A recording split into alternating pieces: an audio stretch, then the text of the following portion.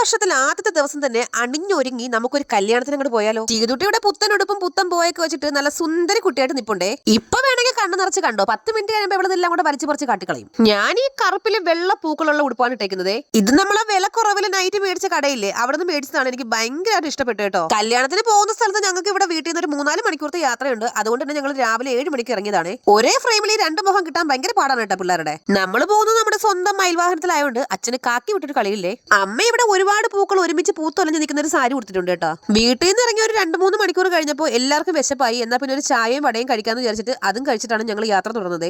എനിക്കാണെങ്കിൽ വീട്ടിൽ നിന്ന് ഇറങ്ങിയപ്പോൾ മുതൽ പറഞ്ഞറിയിക്കാൻ പറ്റുന്ന ഉറക്കക്ഷീണവും. അങ്ങനെ ഒരുവിധം യാത്ര ചെയ്ത് ഞങ്ങൾ ഒരു 11:30 മണിയൊക്കെ കഴിഞ്ഞപ്പോഴേക്കും മണ്ഡപത്തിൽ എത്തിയിട്ടുണ്ട്. കല്യാണ മണ്ഡപത്തിൽ അമ്മയും അമ്മയുടെ കൂട്ടുകാരും കൂടെ ചേർന്ന് കാര്യമായിട്ട് എന്തോ ചർച്ച ചെയ്യുന്നുണ്ട്. അങ്ങനെ അവിടെ ചെന്ന് 1-2 വീഡിയോ ഫോട്ടോ ഒക്കെ എടുത്തതിന് ശേഷം ഒന്ന് വാഷ്റൂമിലൊക്കെ പോയിട്ട് വന്നപ്പോഴാണ് ചീതുട്ടി തേണ്ട നല്ല മിടുക്കി കുട്ടിയായിട്ട് ഒരു കസര കയറിയിരിക്കുന്നത്. ഈ അമ്മയുടെ വീഡിയോ എടുപ്പ് കാരണം മനുഷ്യനൊന്നും സ്വസ്ഥമായിട്ട് ഇരിക്കാനും സമ്മതിക്കൂല എന്നാണെന്ന് തോന്നുന്നു ചീതുട്ടി ഇപ്പൊ പറഞ്ഞത്. ഇതിനിടയ്ക്ക് കല്യാണ ചെറുക്കൻ ഓടി നടന്ന് എല്ലാവരുടെയും കാല് പിടിക്കുന്നുണ്ട് കേട്ടോ. അയ്യോ, കാല് പിടിച്ചതല്ല കേട്ടോ, കാല് തൊട്ട് നമസ്കരിച്ചാണ്. അങ്ങനെ കല്യാണമൊക്കെ കഴിഞ്ഞ ശേഷം നമ്മുടെ മെയിൻ പരിപാടി ഫുഡ് അടിയാണെന്ന് നിങ്ങൾക്ക് എല്ലാവർക്കും അറിയാലോ. എന്നാൽ പിന്നെ അതിലോട്ട് കിടക്കാന്ന് വിചാരിച്ചേ. ചീതുട്ടി 2 സ്റ്റെപ്പ് ഉറക്കം കഴിഞ്ഞിട്ട് കണ്ണു തുറന്നു നോക്കിയപ്പോൾ ദേണ്ട വിഭവ സമൃദ്ധമായിട്ടുള്ള സദ്യ ഫ്രണ്ടിൽ.